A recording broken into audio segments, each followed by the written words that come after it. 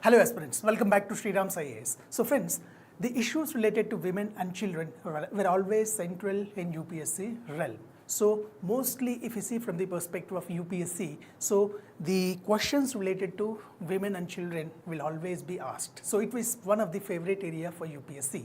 So friends, on this regard, let us try to start one new series where we will try to understand about some of the important women development schemes in a row. So from that perspective, so today let us begin one important scheme that is there with respect to the girl child, that is the Beti Bachao and Beti Padhao scheme. So friends, this is very important because UPSC picks these schemes and these kind of things regularly. So try to understand this particular, let's try to understand this particular concepts in a systematic fashion. So first, let us begin with the basic understanding. So what is this scheme is all about? So if you see from the perspective of Beti Bachao Beti Padhao, so Beti Bachao Beti Padhao is nothing but it's one of the flagship initiative of the government of India. So flagship initiative, that means which has incredible value and immense value. So that's one thing. If you look from the perspective of the name of the scheme, so the name of the scheme, that is Beti Bachao and Beti Padhao, it signifies the dual focus. So what is the dual focus? So this scheme focuses on two key parameters. So the first thing, if you look from the name perspective, Beti Bachao. So Beti Bachao refers to save the girl child.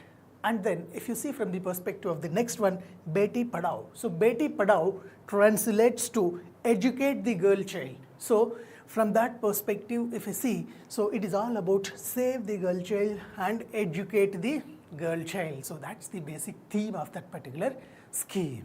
So if you look from the perspective of the context or why we are going to just study this and why we can expect such kind of themes in the examination means, so friends, this year, that is 2025, marks the 10th year of the Beti Bachao Beti Padhao scheme launch. So it is the 10th year. So we have launched it in 2014-15 and now it is 2015-25. So it's around a decade. So over a decade, so the scheme has made great progress in improving the status of the girl child in India. So that's the reason, so why we have to have an eye on this particular scheme.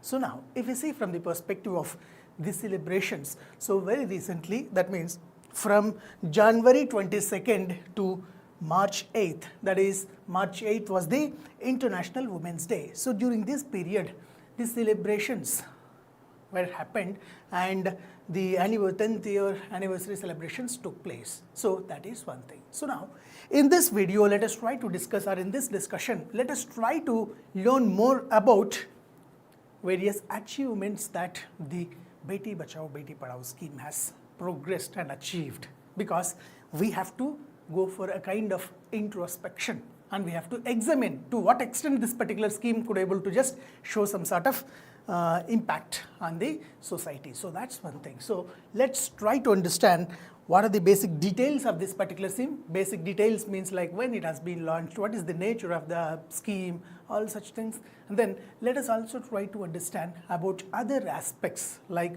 what were the major achievements of it. So that is one thing. And not only these things, let's try to understand about some of the important aims and objectives of the scheme.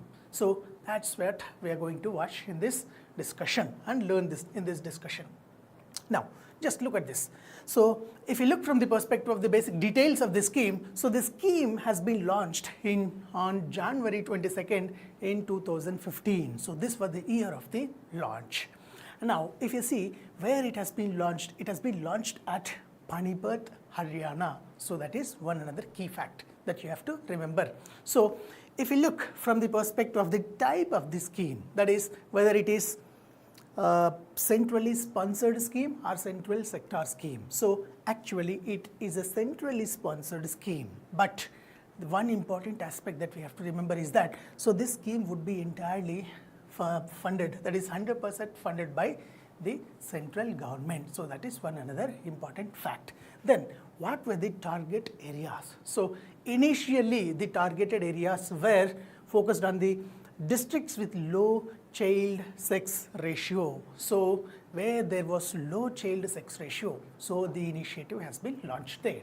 Later on, the scheme has been extended to cover all the other districts. So more than 640 districts as of now, they are implementing this particular scheme. So this is one another important aspect. So then if you look from the perspective of the monitoring, that means which ministry monitors. So it works under which ministry means, so primarily as it is related to women and children, that is the child, girl child, so it is managed by Ministry of Women and Child Development. So that is one thing.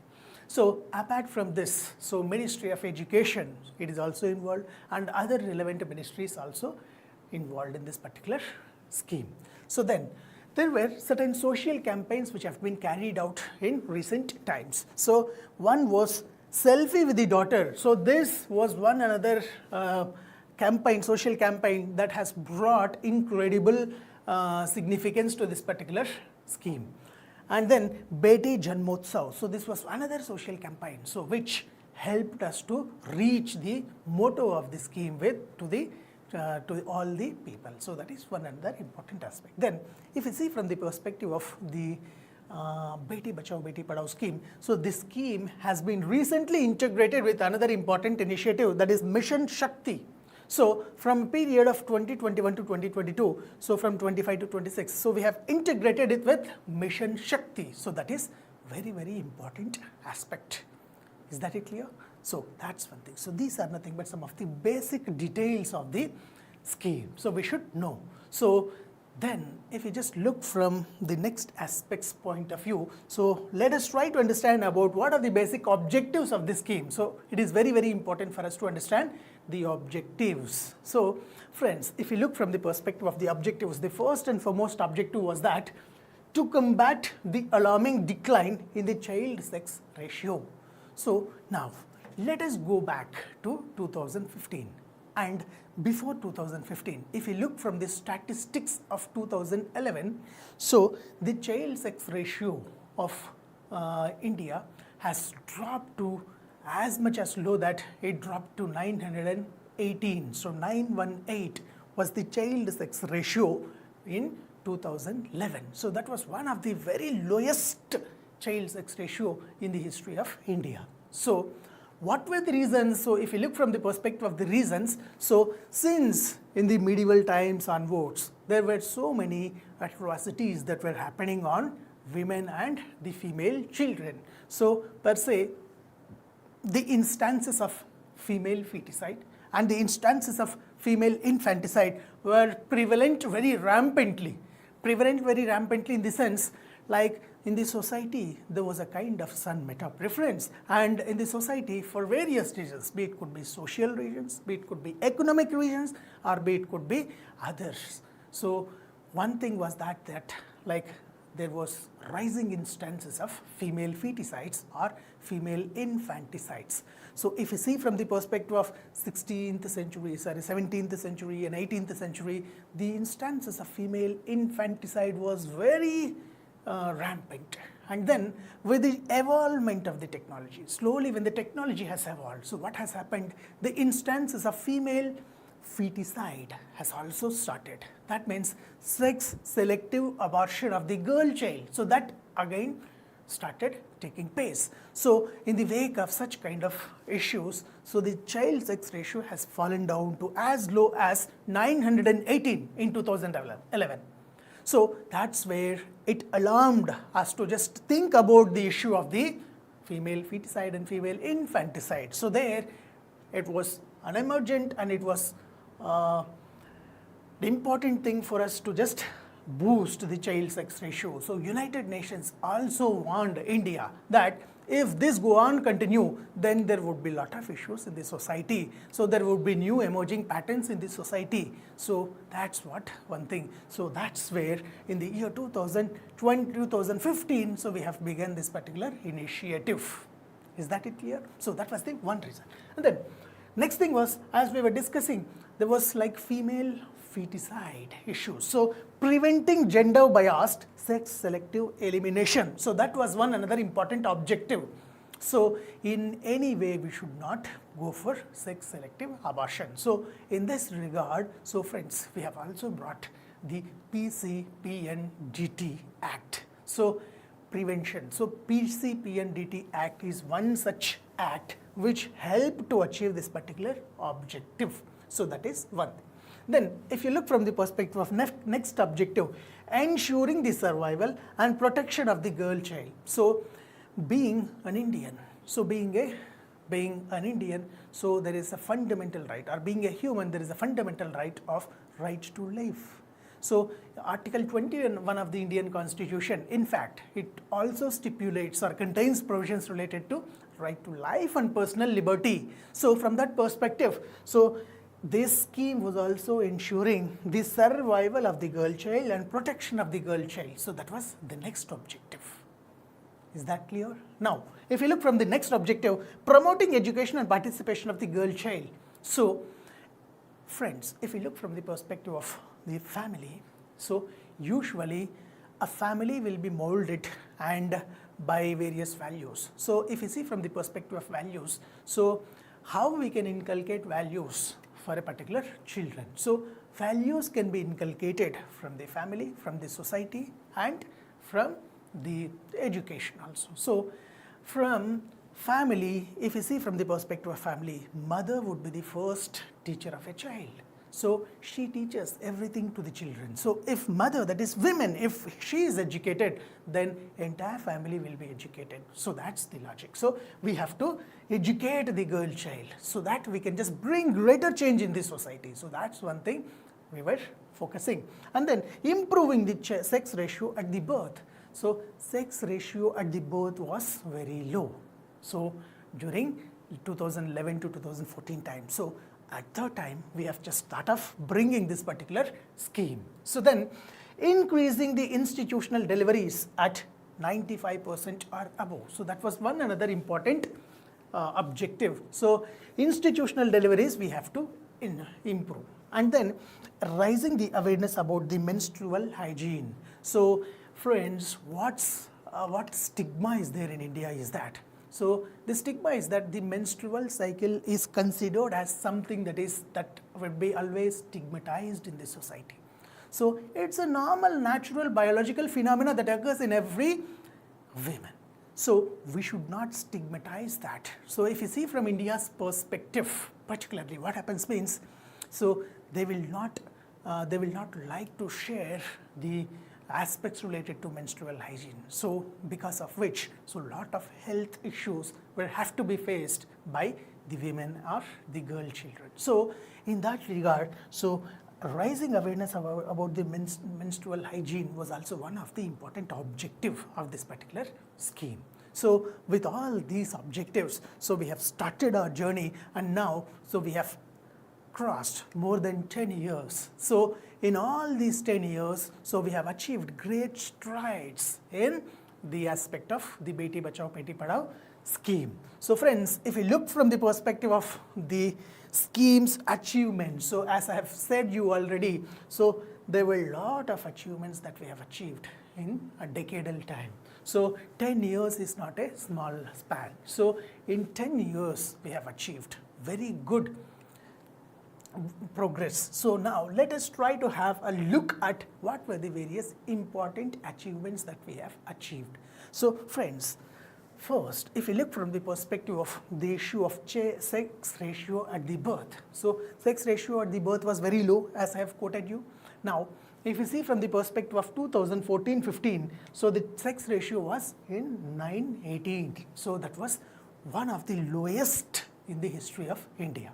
So from that, now we have raised it to 930 by 2023 and 2024 according to the Ministry of Health and Family Welfare data. So that's one thing. So it's one great achievement for us.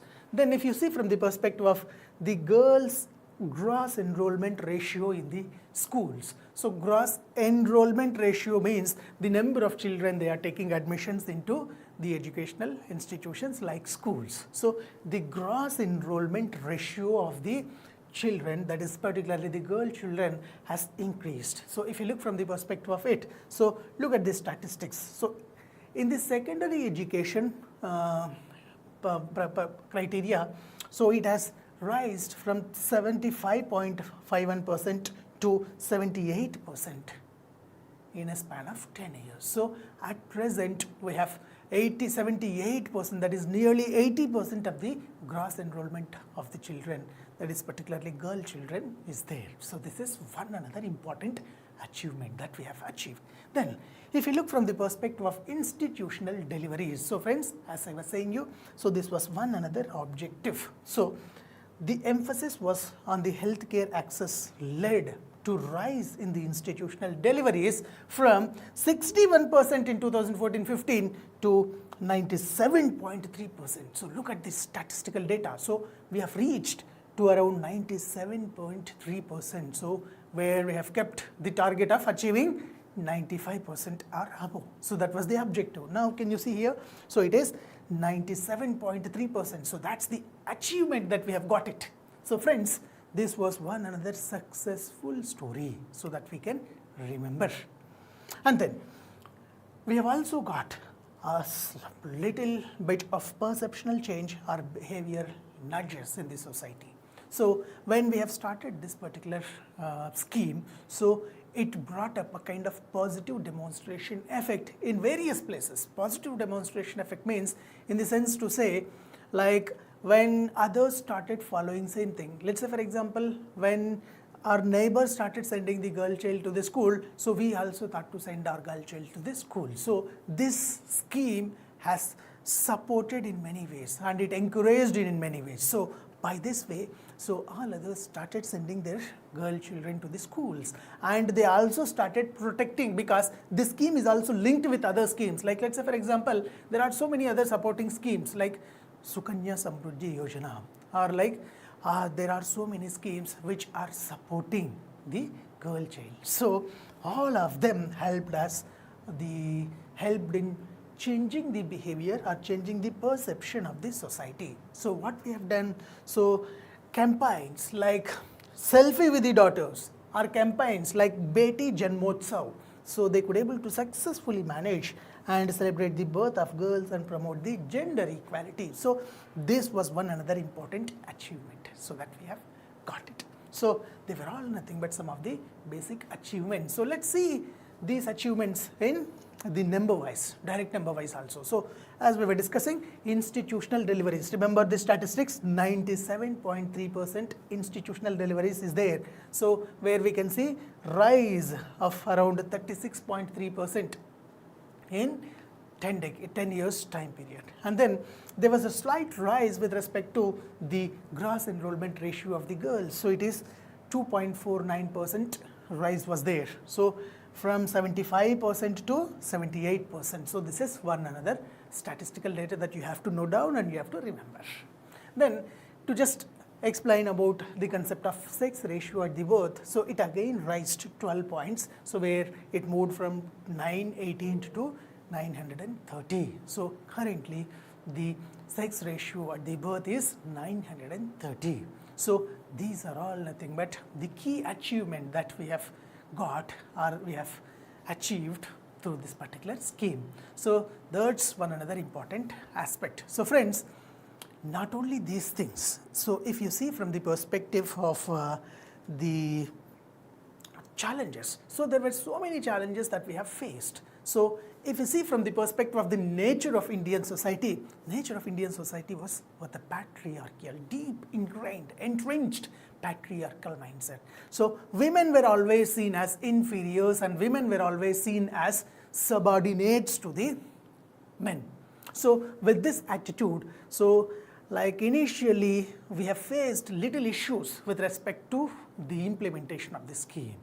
So but later on, with the progress of the time, with lot of encouragement, with lot of efforts, so we could able to make a very good progress. So the progress was visual on the screen also in the form of data and statistics. So despite of so many challenges, so we have achieved a great progress. So that's what one thing we have to keep in mind. So friends, like try to understand like the very important aspects, like it has been recently integrated with the Mission Shakti. So try to know about what is Mission Shakti and try to just further update the concept of Mission Shakti and what were the components of Mission Shakti. So all those things you have to do. So last but not the least, friends, if I want to just explain you or say you the significance of this particular scheme, so simply to say, when you educate a girl, you won't educate a mere girl child, but what you would be doing. So when you educate a girl, you would be educating a family. And when you are educating a family, it's not only that, you are educating an entire community. And when you are educating an entire community, it's not only that, it also reflects in educating the entire nation on whole. So that's what the concept and that's what the greater role and the long-term vision of this particular scheme. So friends, so this was one of the important scheme and one of the important information that I wanted to share with you, because we have completed a 10th year, that is 10th anniversary of this particular scheme. So that's all for today from my side. So friends, let us try to meet in another discussion with another important scheme. So till then, take care. Thank you all of you for watching.